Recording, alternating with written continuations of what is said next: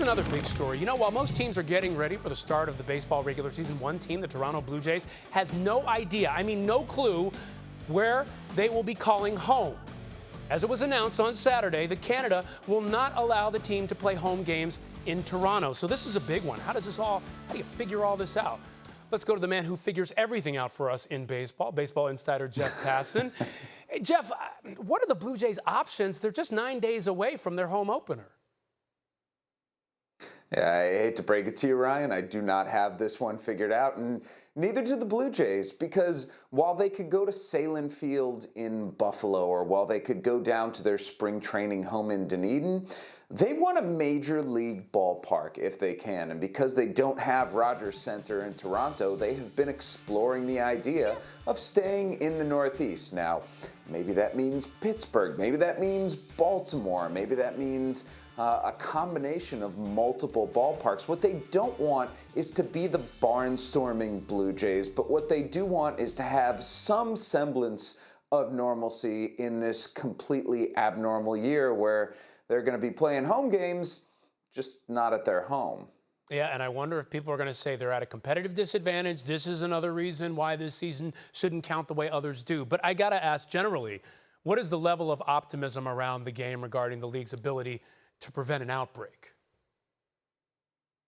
It's been interesting seeing over the last couple weeks, Ryan, how that optimism has actually grown. And it's grown because the numbers have caused it to grow. If you looked at last week, of the 10,000 plus tests that were given out, there were only 6 positives in the monitoring phase that came back. That's just 6 people who were bringing it into this veritable bubble that baseball has tried to create. But we also know that with opening day this week, there's going to be travel, there's going to be hotel stay. They don't have a bubble like the NBA. They don't have a bubble like the NHL wants to. And so because of that, the possibility of an outbreak is bigger than in those other sports. But the bigger existential issue for baseball, Ryan, is what happened in Toronto. It's local and state municipalities saying, no, we're not going to host baseball here anymore, and teams having to scramble at the last minute to figure out,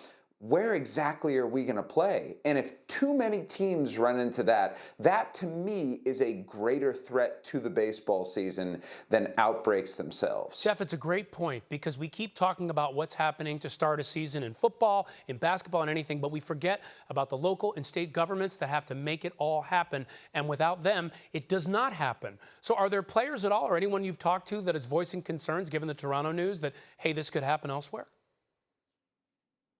Yeah, it's just something that sort of hangs over the sport right now. It's like this dark cloud that you want to ignore. And by the way, it's not just baseball. This applies to football as well. And this needs to be part of the conversation with the NFL.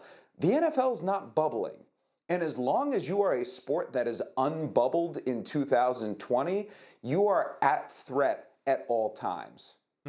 All right, Jeff Passan, great job as always. Appreciate it.